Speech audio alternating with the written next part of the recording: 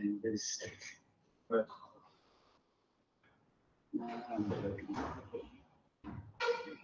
there's no hope. Hey, I was joking, Baba. What did you do?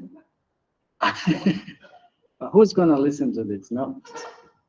Nobody will listen. Anybody knows how to play mridanga? No, to play mridanga? No. Anybody knows how to play karta? So then what's the use of me? Yeah. What's the use of me playing among you? Okay, give me mridanga.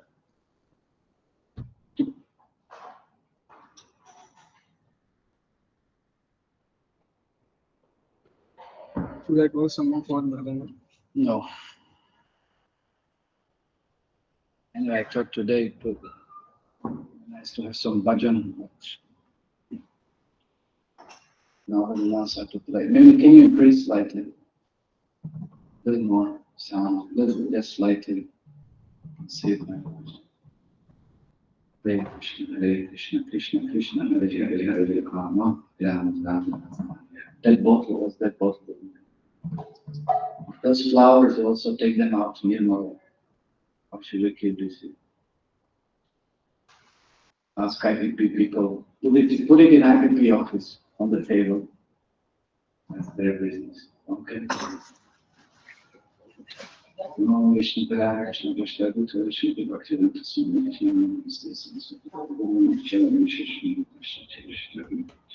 Krishna Chaitanya Ravani Chamanda Shri Advaita Shri Sri Bhakti.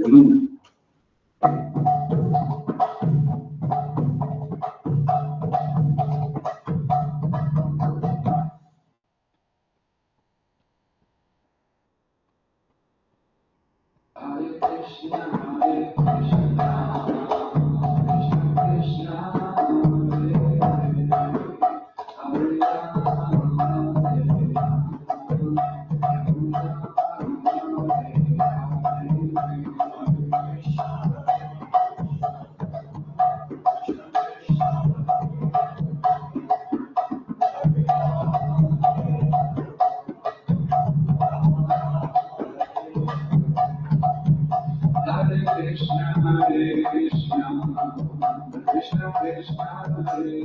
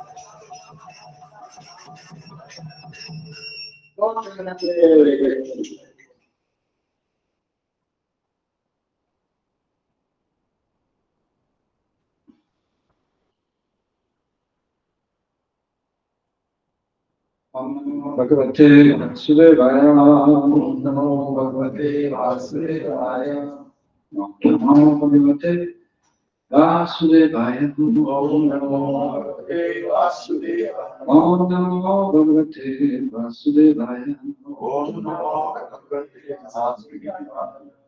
Reading from Srimad Bhagavatam, Canto 4, Chapter 27, entitled Attack by Chandra on the city of King Purajana. 26. Okay, what did we discuss last time? Anybody can recollect? Yes. Last time we spoke about importance of distributing books But based on what? one by giving mercy, one receives mercy. Okay. We talked about book distribution, but based on what? What was it said in previous verse? 25. Based on Prabhu, based on how we can approach directly to Krishna. How do we what? How we can approach to Krishna directly. How do we approach Krishna directly? That's why. Okay, yes, that's there. That process is given for us. Yes. Okay.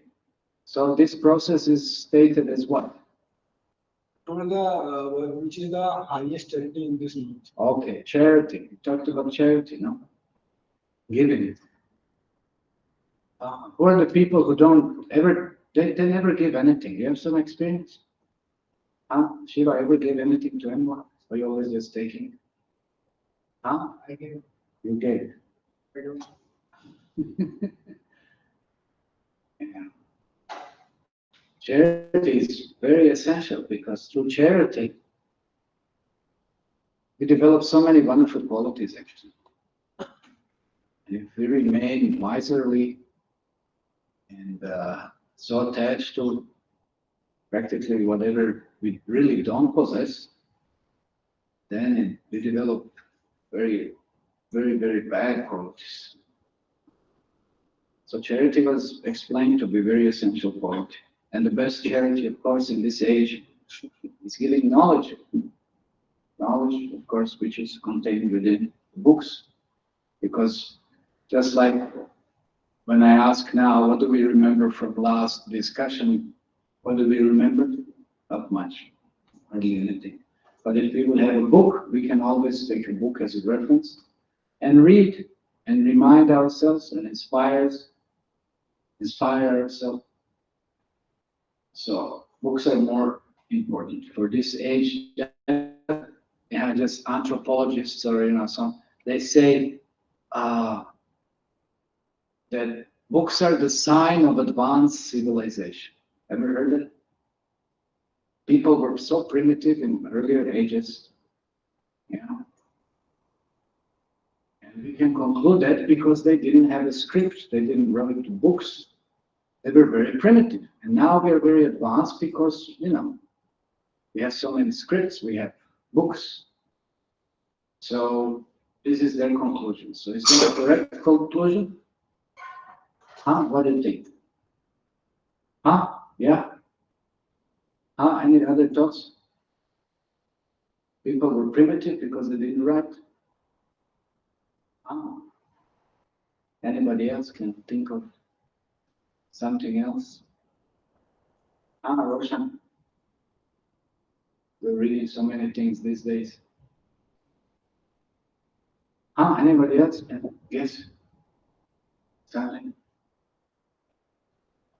What the question is? Question is whether people were primitive because they didn't write the books. Nowadays we are so advanced because we are writing books, no? Is that correct? Question is that correct? Huh? You said yes, now you're saying no. I'm not going to ask you anything anymore. You say yes or you say no. You can't say yes and no. Huh? I didn't know the meaning of primitive. You didn't know the meaning of? Primitive. Okay. Yes. Here it's that people used to have higher memory or yes, people used to have higher memory and they wouldn't have to write the books because they were, like Trivedi and Drivedi and Chaturvedi and whatever. They could just recollect and remember and they didn't have to write the books. They would have everything, in their mind stored, preserved. They didn't need the books. That's a wrong notion. But in this age of Kali, we are so Manda Sumanda Matyo Manda Bhagyo Padunta, we are so degraded, we are so unfortunate, we have so many qualities that are so developed, that are very heavily reduced by this influence of this age of Kali. So we forget, we don't have sufficient intelligence. That's why we have to write the books. That's why when we give the books to people, then it has some substance. So it's not enough just to instruct them, so, because again, they'll forget. They'll forget. So that's why that's the highest charity. Knowledge is the greatest charity. Give some the transcendental knowledge. That's what we are pointing. So last verse it was talked about charity, and then one who doesn't perform charity, we said is in mode of ignorance. Bhagavatam stated, and Bhagavatam is also pointing out. He said this is the path.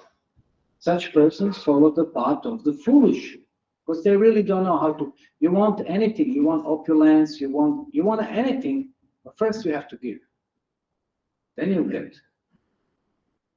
And you give to right person at right time for right cause, you get unlimited benefits. Unlimited. Yeah, that's an amazing transaction. It's like you changing rupee to some other currency. You get so many rupees. But at other currency, you don't have to have so many, you just give one and you get so many rupees. So like this, you perform one little charity, but you get so many benefits. Please explain the science behind it. Please explain the science behind it. Science is that the value is multiplied. Value is multiplied when the charity is given at a particular time, the right person, at the right place, for the right cause. So it just becomes multiplied. How? Because it carries the potency of that time. It carries the potency of someone's purity that they receive that charity. It carries certain benefits. Just like in this society, let's say you do something and you get certain benefits, no? More than someone else. And if you do something wrong, you get also punished. Sometimes even more than someone else, depending on circumstances, no? So it all depends on the mentality. Let's say, okay, if you are involved, okay, we won't say you, somebody's involved in murder, no? Is it all the same? Punishment is same for everyone? Or there are different degrees? There are different degrees. There are different degrees. If it's, premeditative, or, it's like on purpose, and, so many things, you get very high sentence. You maybe get even capital punishment. But if it's like accident or something or whatever, you get some punishment, but not too much. So it depends. So like this, somebody acts under certain circumstances with certain consciousness, under certain modes, influence, whatever, this and that. So it depends. If it's bad, at different degrees of benefits. If it's good, also there's different degrees of benefits like that. Okay, we won't say benefit when something negative is there, but when something good is there, then you receive certain benefits. So there are degrees. It's not all the same. It's not all the same. So if you benefit the right person for right cause, you give, let's say you give for spiritual cause, so that it's said in Shastra that you get so much more. The reciprocation is much more great. So that's why if one knows this, also, even if one has fruitive mentality, no problem. But if you act appropriately, you get so much more benefit. Why now Kumbh Mela is going to come now? Why it said on these few days, if you bathe, you get this, this much benefit, no? So why don't you go and bathe now? No, you wait for those days because the benefit is said to be much more. So the potency is more. That's why the benefit is more. Okay? So then it was discussed here how we were talking about daughter of time, Kala Kanya, deputed by Narada Muni. So Narada Muni gave that charity and he asked her to marry whom? Whom she wanted to marry? Some Yavana, no? What was the name of the king of the Yavanas? Anybody can remember?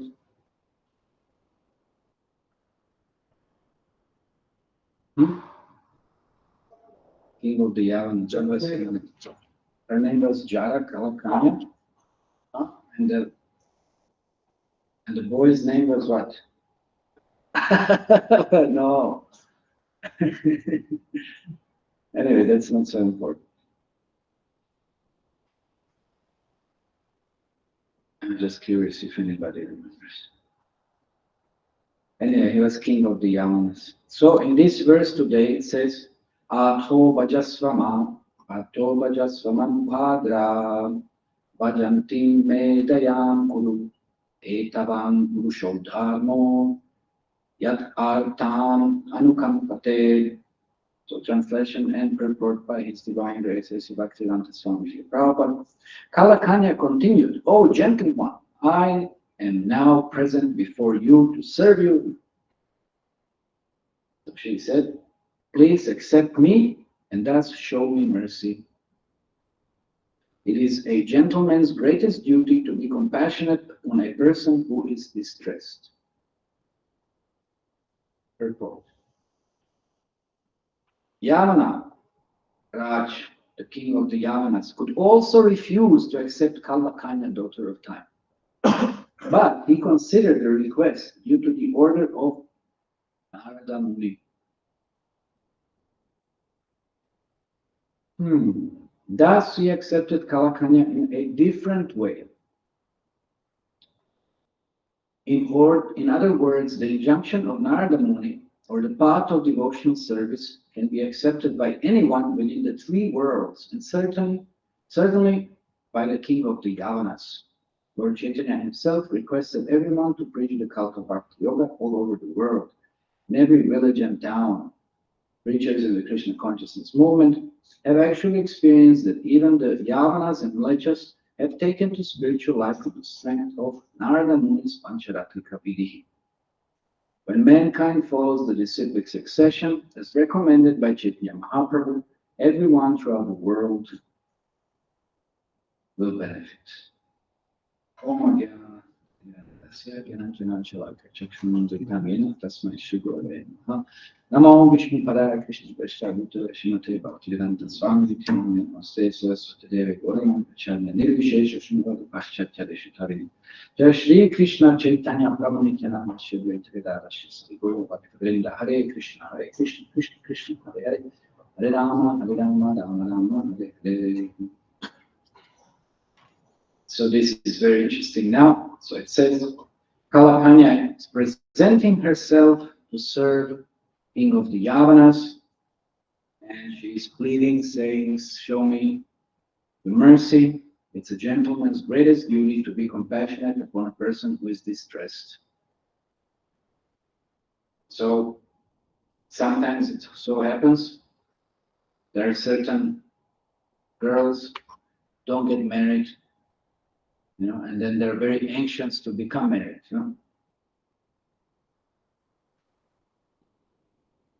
for whatever reasons. Why you laughing?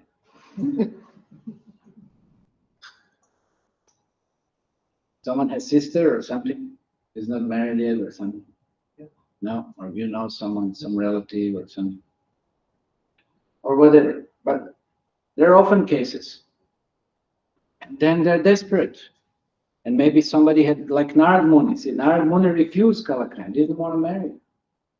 And that even increases that desperation. And what to do now? So they become very anxious. They want to marry. And whatever. Anyway, we won't go into that. What is the psychology and what's going on? But in essence, person is distressed. It's not just girls. Sometimes boys also, they want to get married and then they cannot get married and whatever. So she was in distress condition. Of course, they become more distressed afterwards, but that's a different thing. We'll discuss on Saturday. So they think that they will be relieved from that distress if They just like, it's amazing that everybody thinks that marriage will solve all our problems in life. No? It's a very interesting, mentality.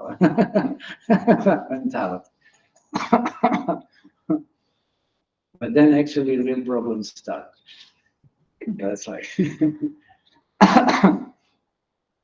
that's because they didn't read Bhagavad Gita.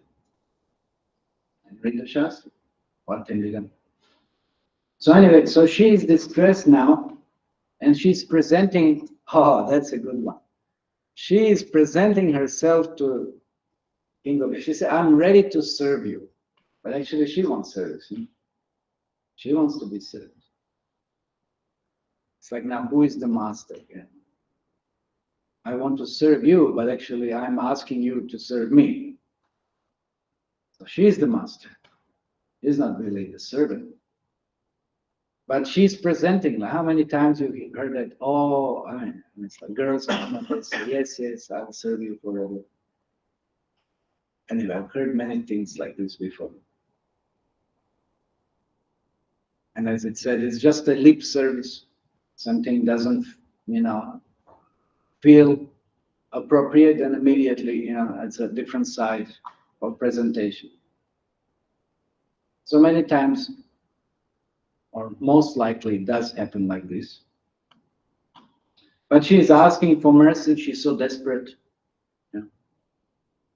She wants some kind of, definitely, especially every lady, she needs some shelter, she needs some protection, she needs some environment that she can control. And when that is not the case, they become very disturbed, because then it doesn't facilitate or support their nature. That's just natural feminine psychology. So that's why they need to always be under someone's protection, someone's shelter. Then they become very bold, very active, very outgoing, But you see, like this, somebody doesn't have that, then they become very disturbed, very unsafe. So she was looking for the shelter. So because Narada Muni now, he gave the instruction. This is the purport of this verse. Narada Muni instructed her, and Narada Muni instructed,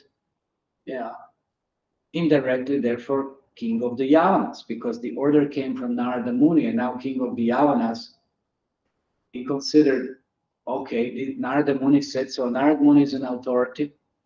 And we hear in the Shastra so many times, even demigods, they hear Narada Muni. How did Kamsa kill 6 sons of Devaki? Where did that come from? Or how did, so many things. Narada Muni gets involved in many, many different kinds of pastimes. And he says this, he says that, so many different things. Everybody trusts Narada Muni because he's the authority, he's the great sage. He has credibility. So then on basis of his instructions, they will perform certain actions. So therefore, both Kalakanya and king of the Yavanas,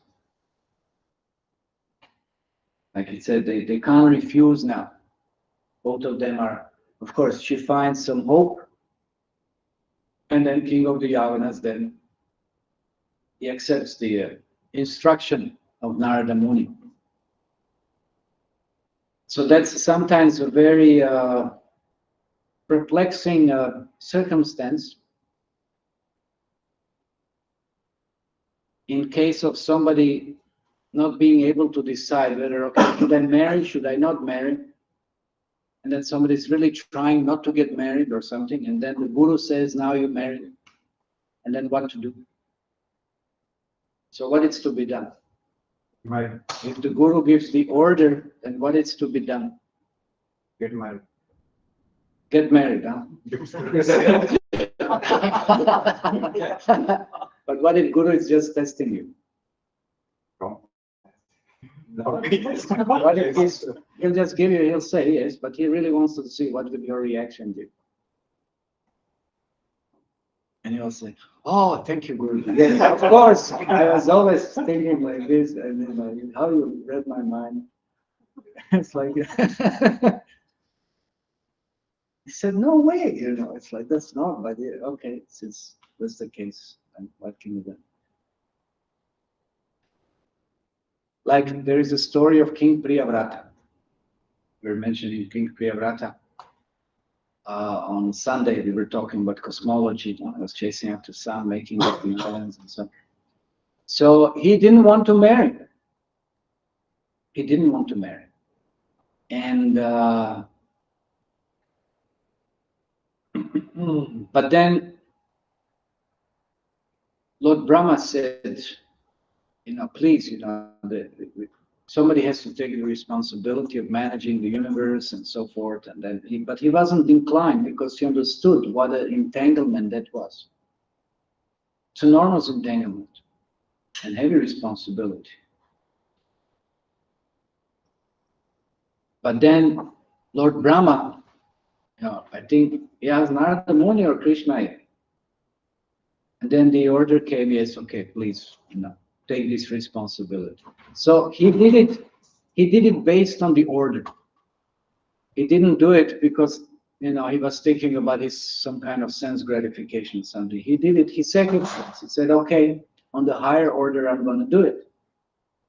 But we have a case of Narada Muni himself. Lord Brahma asked him to become like a Prajapati, to help him repopulate the universe. What did Narada Muni do?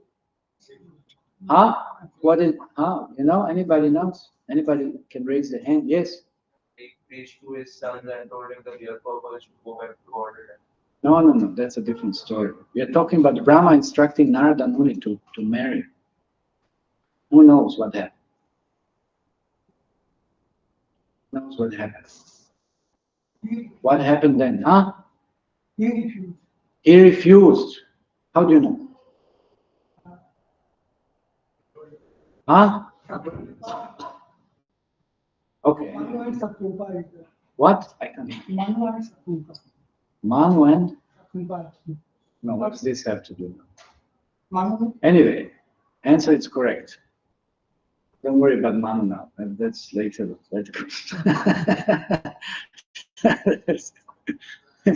So Narad Muni refused. He didn't want to get entangled. Everybody understands, at least at that time, everybody did understand what kind of entanglement that is, to get entangled in this material creation. He refused. He flatly said, no way, I'm not going to marry. And then Lord Brahma became so angry. And there's another instance where he got so angry. Okay, let's mention that instance. Who else refused Lord Brahma not to create? There's somebody else, Lord Brahma, sons of Brahma, they're very famous. Sons of Brahma. They also refused. Who knows? Char Kumaras. Yes, 4 Kumaras. They also refused. They say, no way. Yes, they said, no way, you're not going to marry. At that time, Lord Brahma got even more angrier, became furious. So much so that what happened? You know what happened then? You know what happened? Who knows what happened? No, you don't know what happened then. Because No. That was with Narad Muni's case. He didn't curse 4 Kumaras. But he became so angry. What happened? So who was manifested from that anger? Rudra, yes, Rudra. Rudra came from his forehead. Lord Shiva manifested that time. He was so angry. And then there was nobody else. So then Brahma asked Lord Shiva, okay, then you create. These fellows are refusing, and you do something. But then he did it because he's in charge of mode of ignorance, Tamaguna. So he started his creation, and then whom did he create?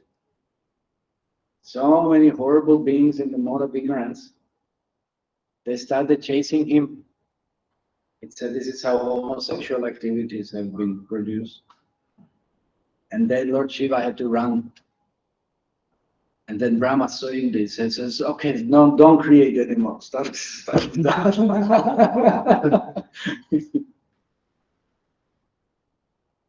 So Narada Muni coming back, he refused. So then Brahma cursed him. He said, okay, you don't want to marry. I'm cursing you, you will have 50 wives. You'll have 50 wives. And Narada Muni got 50 wives. He became Gandharva, Upabarhana.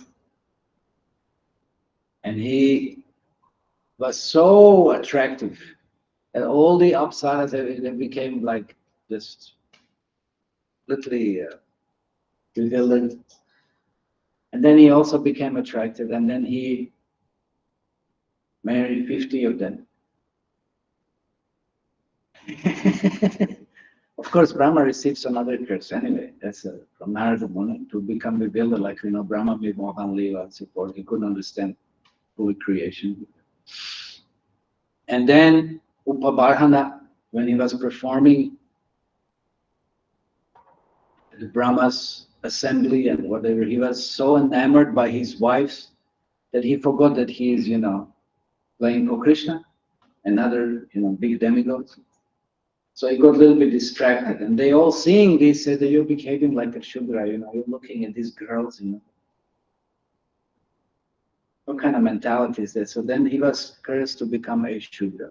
And then we know he appeared as a small boy now, and there was another lifetime which is described in Srimad Bhagavatam.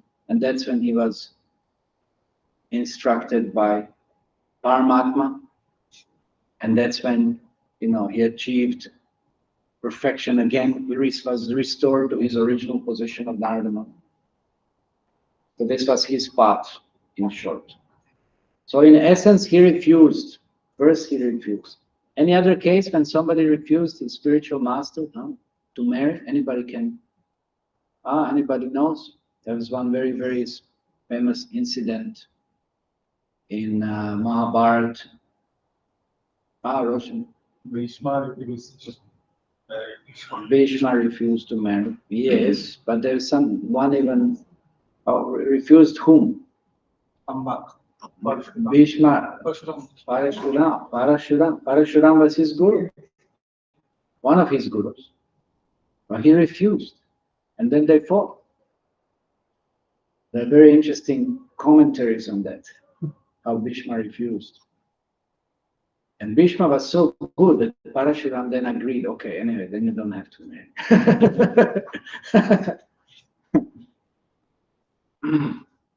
So it's not always the case. We have to be very cautious what is to be done. But in essence, when the higher authority orders something, then I should be very carefully consider what to do and how to follow and how to. Of course, king of Yavana, kings in general get married. So Yavana Raja had no issues with marrying. So it's like that's okay. And she was already anyway Kalakanya. She was just looking for someone. She was so desperate, so she was also agreeing to. So Narada Muni said, okay, then that's a blessing. So that is the.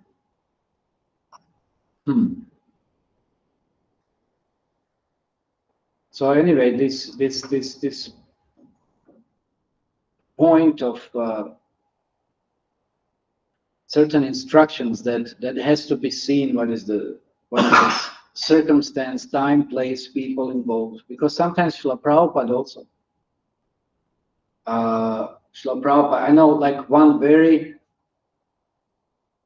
important instance was when there was one boy, the only devotee in Russia, the only person Srila Prabhupada met practically and he preached to when he came to Russia.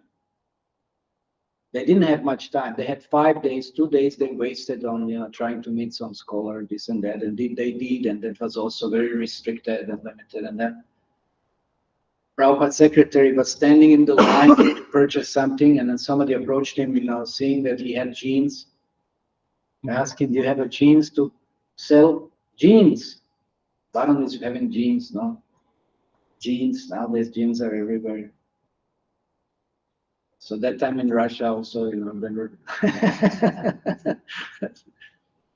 so then the devotee Prabhupada secretary, he said, I don't have genes to sell, but I have guru. You want to meet my guru? So then this boy said, okay, he was like, so that's how Prabhupada preached to him for 3 days, constantly. He became a devotee. The only one devotee. Prabhupada just came for a few days, never again. And that's how, just the miracle unfolded, what had happened afterwards. One person. And then Prabhupada went to Paris. And then after some time, there was one Mataji. So Prabhupada, suggested, ordered, he said, what if we send that Mataji, that girl, to Russia to marry that boy? And she agreed. So she married that boy, that devotee, and that's how they started preaching in Russia. So she was guiding, she was teaching, she already had some, she was practicing devotee. So that's how, everything unfolded from there. Because otherwise it wouldn't have been possible. You couldn't even bring any books inside, you couldn't into the country, or there was no other way. So she married him, and that's how they started slowly printing, distributing books and so many other things that. So Srila Prabhupada, so that was for the purpose of real spiritual. There was it must have been a real struggle. That marriage was absolutely based on Krishna consciousness. Absolutely based on Krishna consciousness, under Guru's order in marrying. So that's how everything happened. So that's a normal sacrifice. That was just a normal sacrifice. And also Burijan Prabhu, he married one Mataji. Prabhupada also suggested, why don't you marry? I have one boy, why don't you marry him? Something like this. So in some cases, so it's not always, but in some cases, Srila Prabhupada would suggest. Because that's a very delicate, very sensitive order that one can give. So of course, when it comes from the spiritual master, then it should be considered in certain ways. Anyway.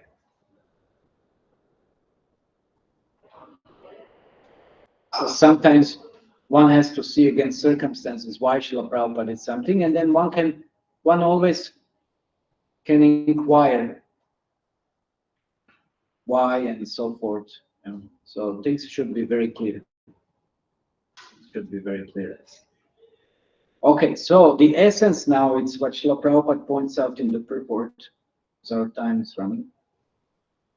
The essence is that Narada Muni accepted everyone within the 3 worlds.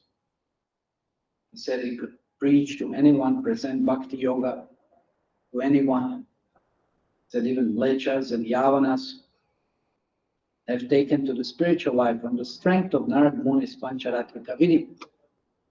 That's interesting. So Srila Prabhupada brings in here Pancharatrika Vidhi. Pancharatras are the Vedas in concise form. And they can elevate anyone without any prior qualification. For Vedas, you already have to be qualified, but not for Pancharatras. It says as Pancharatras are the example is given, and just like a bell metal in touch with mercury turns into the gold. So what's that mercury? That's initiation, process of initiation. So even somebody might be a bell metal, but by becoming initiated, it becomes like a gold. So the process is so powerful. So there are many Pancharatras, there are 108 Pancharatras. Nowadays they're not all available, there are very few. But Narad Pancharatra among those is considered the most essential. So these are instructions, and this is how we worship the deities or perform sadhana. Our whole sadhana, everything is based mostly on Pancharatra, Pancharatrika Vidhi, that path, that process. Yeah. There are 3 processes. It's a Vedic process, Pancharatric process, and Bhagavat Vidhi. So Vedic is for those who want elevation in material prosperity. Pancharatrik is where you want to cross from material to spiritual. And Bhagavat is just purely spiritual process, constitution process. It's chanting and spiritual life, direct spiritual life. So this is the power of Pancharatma. So Narad Muni is presented to everyone, just like we see King of the Yamanas or whatever, anybody. Narad Muni instructs, that instruction carries such a potency that anybody can benefit from that instruction and become elevated by that instruction. Just like Prabhupada is pointing out here, he said Lord Chaitanya himself requested everyone to preach the cult of Bhakti all over the world, in every village and the town. So that's on what? That's on strength of Narada Muni's instructions. Of course, Chaitanya Mahaprabhu is himself Supreme Personality of Godhead. But again, based on those Pancharatas. So everybody can do it. Everybody can qualify. Everybody, like Srila Prabhupada said, even once there was one girl, she was like 3 years old. But Prabhupada said, even a girl can, even a child can reach Krishna consciousness. And very often, whenever there would be some gathering, he would just ask, Saraswati, who is God? And she would say, Krishna is the Supreme Personality of God. Prabhupada, see?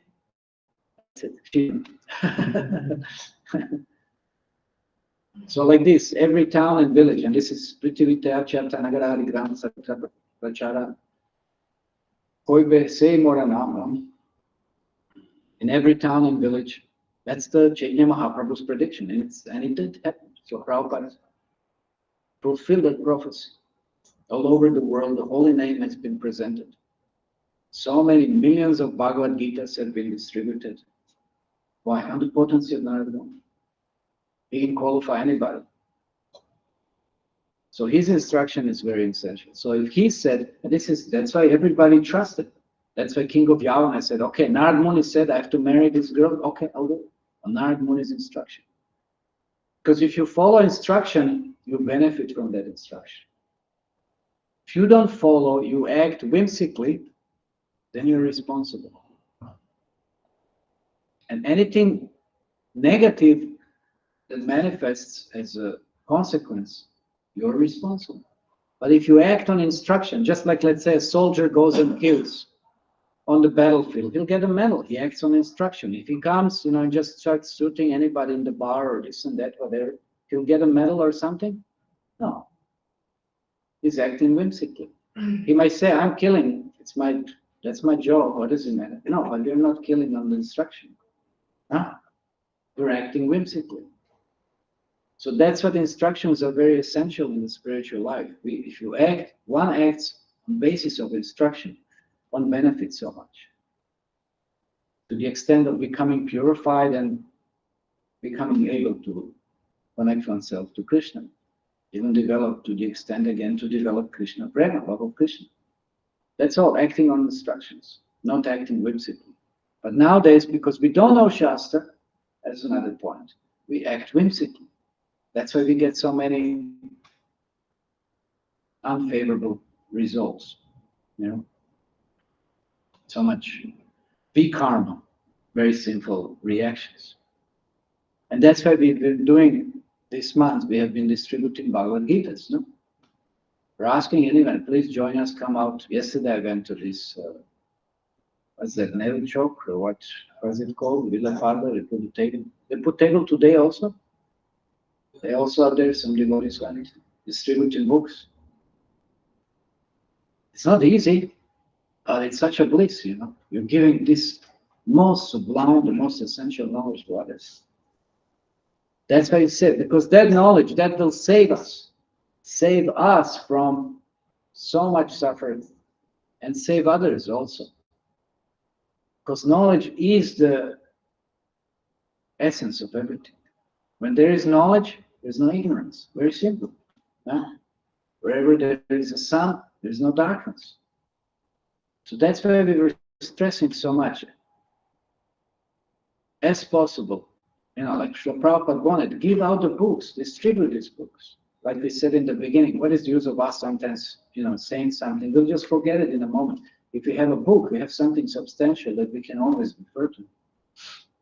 And we can learn from those books. No? That's why giving books out is so important.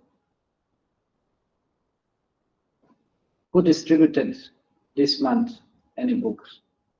Anybody distributed any books? Okay. Mostly. Oh. So those of you who didn't, please try. Maybe you have some friends, a few days are left.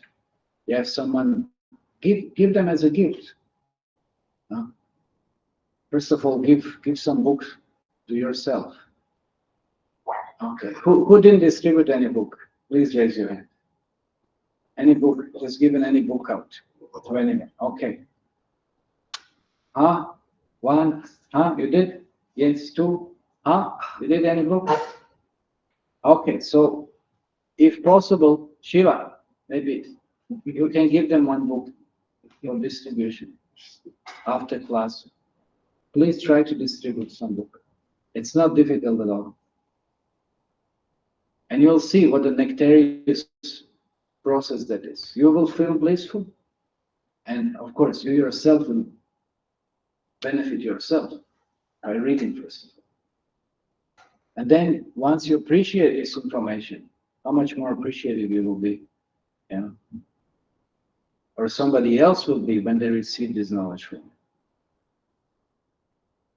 First of all, okay, we have to understand why this Bhagavad Gita, why this knowledge. Because it's so deep, it's so expansive. It's so clear when we have understanding what is our position and what we are supposed to do. And then we can understand the circumstance, time, our position within it. Everything becomes so clear. If you stuck your mind into the mobile, you're just so squared. It's so unfortunate. You're just so limited. You just become so degraded.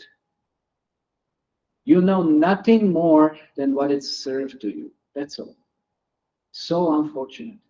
And you become so dependent on that information, just like people come home usually and say, before it was just television, what you going to do? Just stare, just whatever it's served to you, this is what you think it's only reality.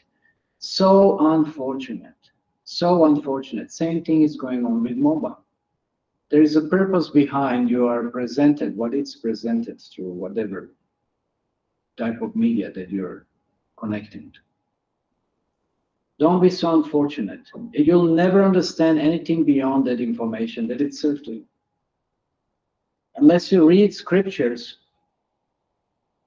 you'll never have broader intelligence, you'll never have broader consciousness. You'll be just so dulled, practically crippled, by all information that it served to make you practically a slave, yes, of whatever content is presented to you. That's all. That's all. And you'll never be able to understand anything beyond it. That's an animal position. Animals are just acting by urge. That's it. So you'll be acting by urge of your mobile. Whatever information is presented. That's it. That's it. You want to save yourself from that slavery? Well, read books. Read Srila Prabhupada's books. Then you will understand how conditioning and how crippling, this kind of entanglement and conditioning is. Read books. It's amazing. It's such a liberation. It's such a liberation. First of all, when you get that understanding that I don't have to act upon every input of this, media or that media. I don't have to do that. That's one thing. And another thing is that you will understand that there are so many other inputs which are way beneficial for me than what I'm served with. So why should I choose this? It's such a low taste. Such a low taste. It's such a freedom to be relieved from. And to know that there is something so much greater than, what we're served. Such horrible media. That's a freedom. That's a freedom. This is what these books are giving, liberating us from, being a slave to some big companies. So why should we do that? Why should we waste our life, slaving for someone else. Thinking, yes, if I have that product, I will be happy. Or if I act in such a way, I will be happy. So unfortunate, so unfortunate. But you can't even understand it unless you have something greater, something better. That's what this knowledge is so important. Read these books. Read these books. You'll become free. That's what's the whole point of the spiritual practice. Be free from the urges. Be free from lust. Be free from anger. Be free from envy, greed.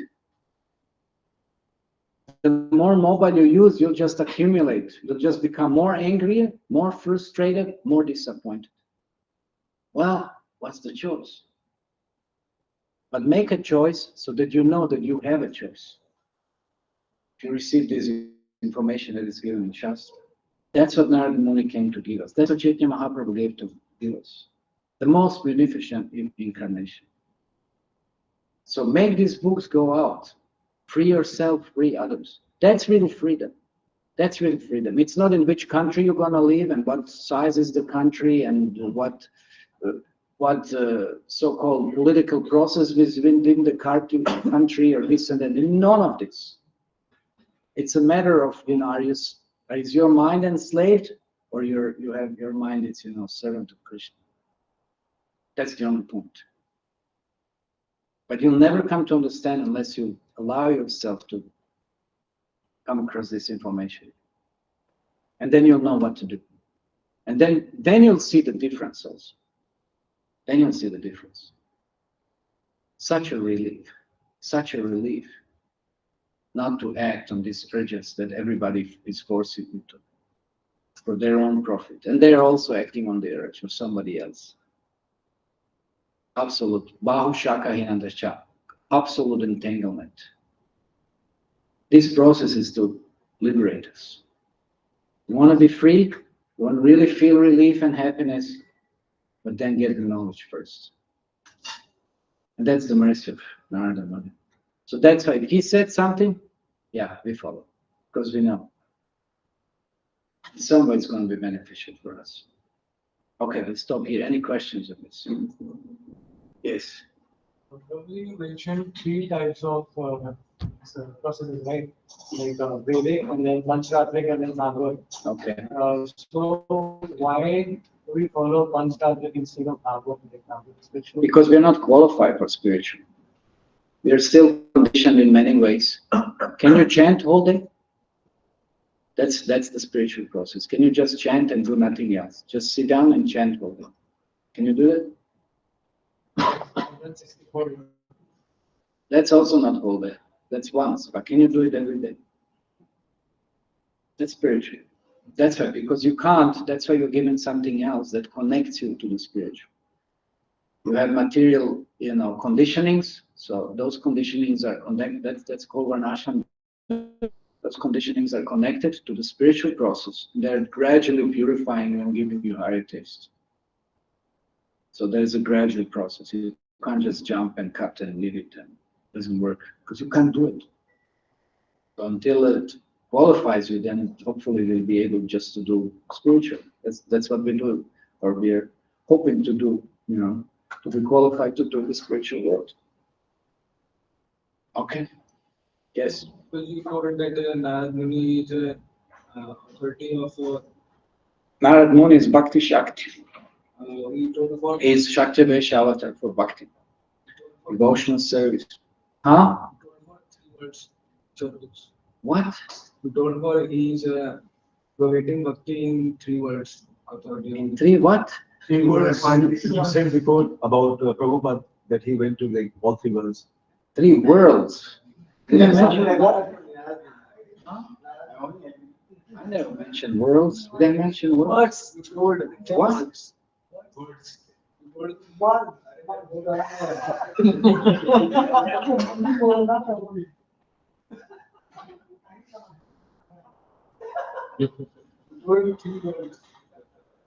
Okay, what is he talking about?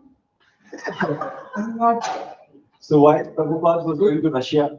Right? Okay. Yeah, you mentioned something about 3 maybe words or words. No, sir.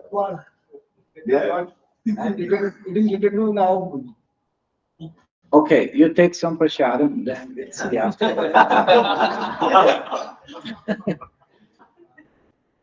Okay, so tomorrow it's not a day, no. But maybe we can use the day to contemplate how to perform some devotional service next year. You know, it's not really a beginning, everything is cyclical. So, but maybe we can have like they have this New Year resolutions or this and that, whatever. So maybe we can just use that as some kind of meditation, contemplation to how can we improve our spiritual lives? What can we do? How can we commit? And as I said, at least we can start with one, gift ourselves a book, read that book and give it to someone else or something, or think how we can give those books to someone else. Like we have down the help desk, we have some books here. If somebody can take at least one book today, that would be nice. Seriously, please try to read it. I have personal experience. When I was studying still, whatever, I was just reading these books. Just mostly just couldn't. It was such a nectar, such amazing information. But you can't relish, appreciate it unless you start reading, no? Yeah. And then I was thinking, you know what? Of course, that time there was no internet so much. There was no internet, whatever. It's like late 80s, beginning of 90s, whatever, you know. It's like, I think, why should one watch television or something? It was such a nectar, wasting time. Believe me, you'll forget about your internet if you start reading Srimad Bhagavatam. And you'll get so much more benefit from that, inconceivably more than anything else. And as I said, other things like this will just make your mind crazy.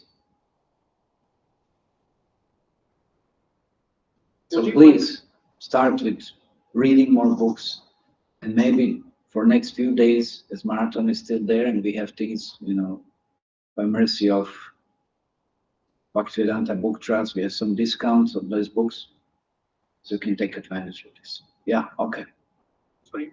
So why we are addicted to mobile phones and internet? We are not addicted to books. So We can be addicted to anything. It's your question, what do you want to be addicted to? No, people can get addicted to anything. That's the nature of mind. You expose the mind to any kind of addiction. You just program your mind in a certain way, it will just respond in such a manner. That's it. That's the nature of mind.